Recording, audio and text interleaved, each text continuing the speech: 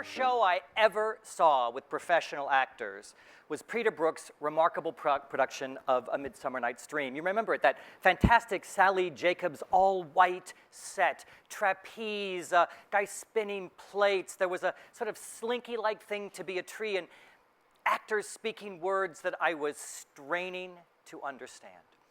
But I remember this so clearly. It was 1972. It was at the Geary Theater in San Francisco, and I was in the 8th grade. That same year, that same season, back to ACT at the Geary Theater, I saw my pal Jack O'Brien's production of You Can't Take It With You. And it was so different. There were walls, there were windows, there were doors, there were antimacassars on the furniture, and there was a cellar full of exploding firecrackers, and I was enchanted. And I went to both of those on a bus with kids from my school. 3 years later, driver's license in my pocket, I took off by myself to see Bill Ball's production at ACT of Equus, very much based on the John Dexter. And I stood in line for Student Rush to buy my ticket, just like I watched the kids in the lottery line for Newsies. And I learned from all of this that everything is possible. A guy in a brown turtleneck can be a horse, a white box can be a jungle, and yes, a crazy family can live in a very real space having a very unreal life. I had an experience recently, and I want to share it with you, because I think some of you, and I can tell by looking at you, will relate to it. I spoke at a conference for high net worth people. Those are rich people. And I was asked by a New York nonprofit to organize a day to teach these people about the theater. And I put together these fantastic panels of real leaders in our, artistic directors and playwrights and producers. It was fantastic. And I did the keynote. That was the plan. Well, I get there, and I'm just dreading this speaking engagement like you can't imagine, as I dread all speaking engagements. And yes, I'm dreading this one too. And I go up to the 4th floor of Sardi's to start this thing. And it was like I was in church.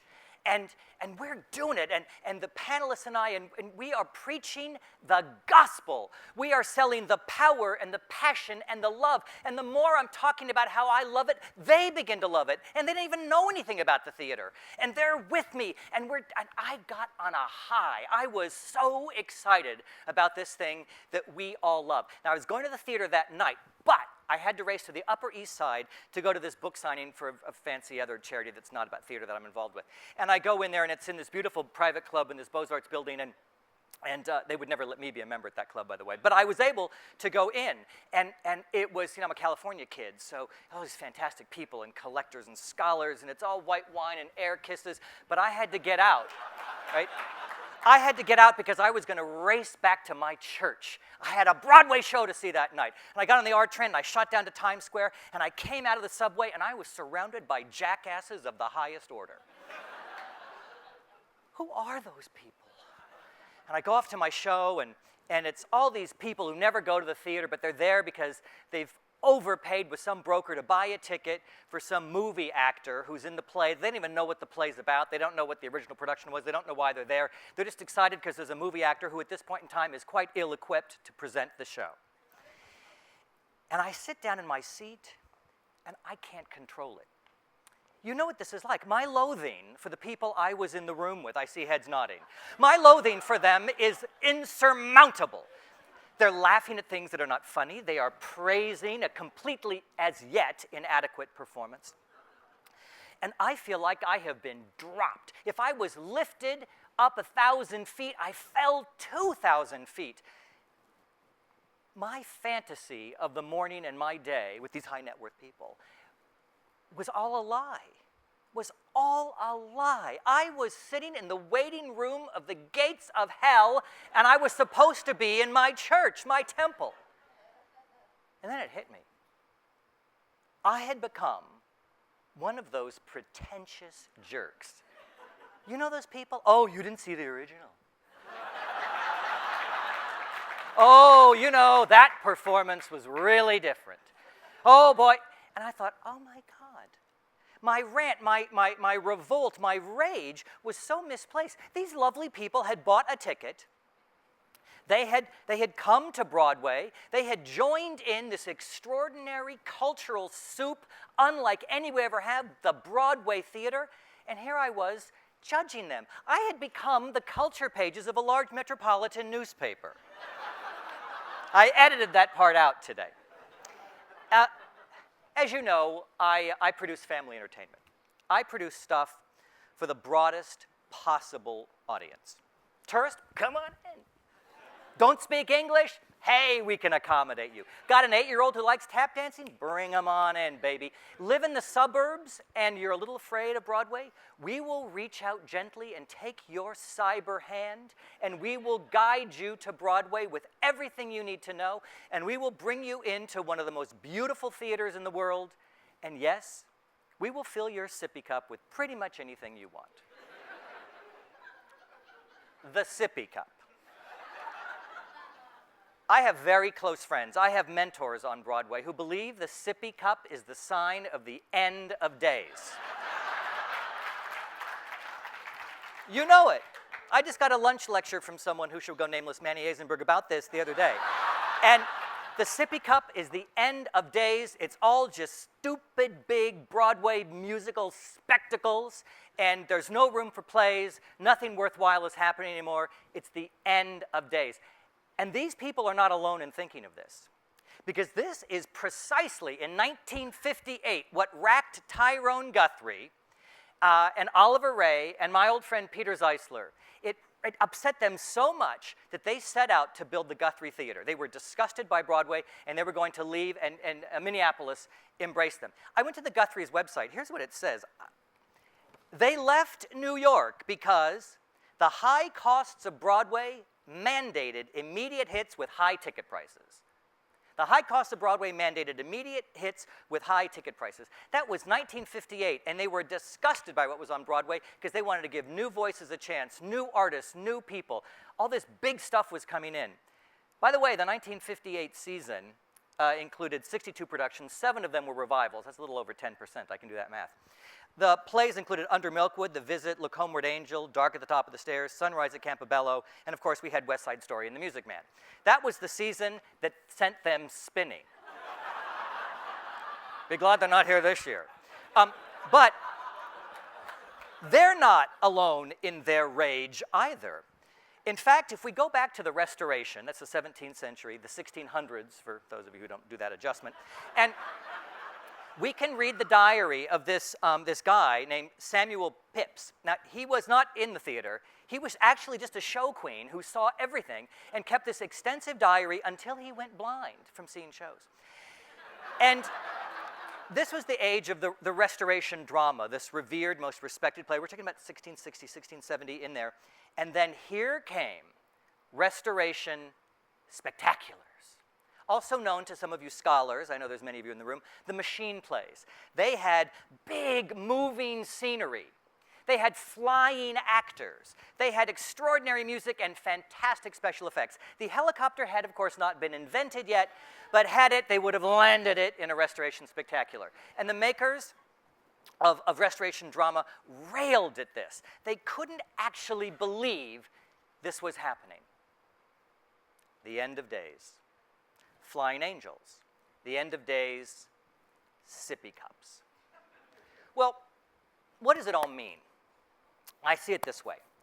In 1994, when the Walt Disney Company, I didn't do this particular show, but the company produced Beauty and the Beast, and it opened on Broadway. That's 94, so today. In 1994, 8 million people came to see a Broadway show. This season, 12 million people came to see a Broadway show. My friends, at a moment in time when every form of traditional entertainment is going to hell in a handbasket, Broadway has grown 50%. And actually, if you look at a 20-year view, it has grown 67%. And we are not in a growth industry. By the very definition of our venues and our union contracts, we have fixed seating and fixed performance schedule. We literally can't grow, which is why we've kind of gotten to 12 million and we're staying in there. So then you may be asking, and I hope you are, who's coming? This massive increase over 20 years. So who does that mean? Well, actually, the good news is New Yorkers are up, in this period of time, 32%. Suburbanites are up 12%. All this bridge and tunnel talk, they're only up 12%. US tourists up 84%. And foreign tourists attending Broadway in this 20-year span are up 319%.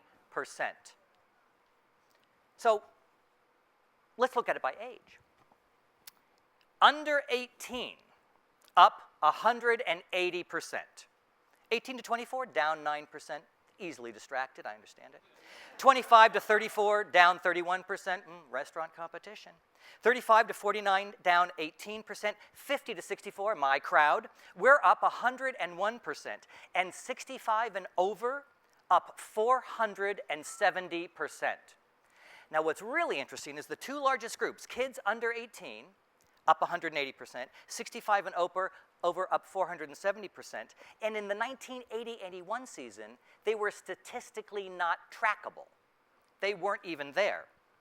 So what does that tell us?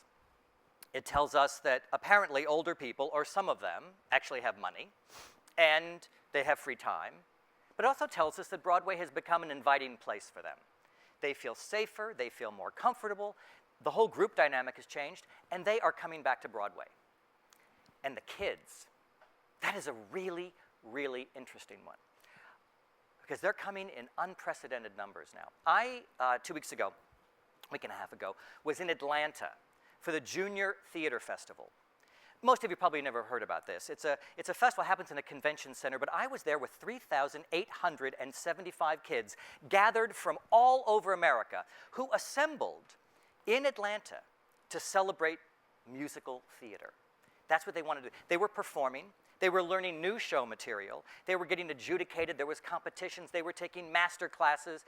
And frankly, they were just enjoying the fellowship of other people who were picked last for dodgeball.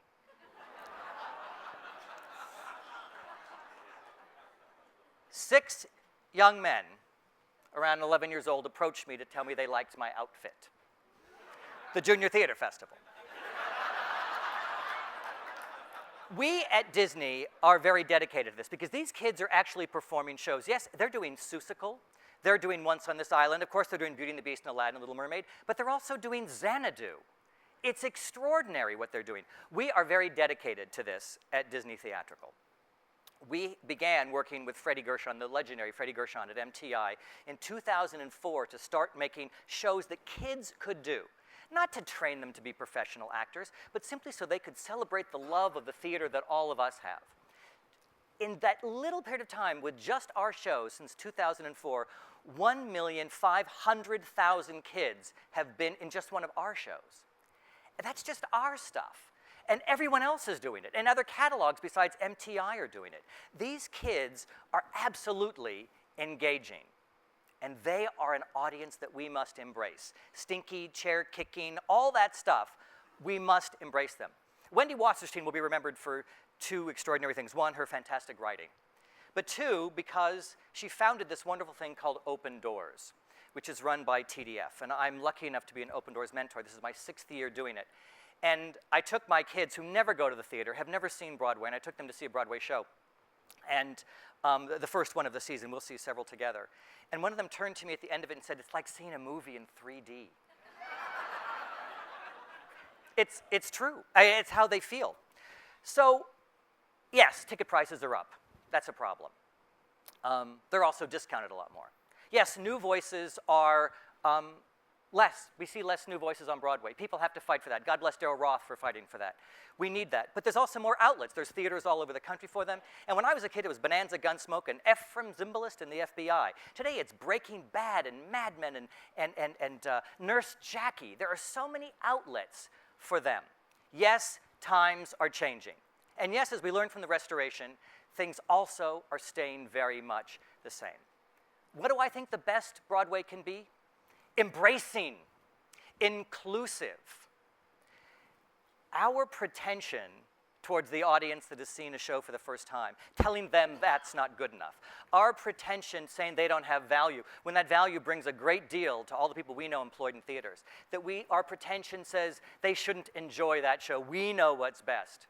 It simply stands in the way of growing and sharing our business and bringing them along. And yes, and yes, and yes, there will be brilliant producers like David Stone who find a way to get Next to Normal to Broadway. And yes, Rick Ellis and Roger Rees and Alex Timbers can do Peter and the Starcatcher on Broadway. But populism has its own manifest destiny. And we need to embrace that. We have a very, very big tent. October, a couple of years ago, we did a survey at the Lion King. October, out of tourist season, 40% of the adults in the room were seeing their first Broadway show. And just maybe, they will experience the enchantment that I did when I was in the 8th grade. So what I ask you to do is embrace this audience and maybe even embrace the sippy cup. Thank you.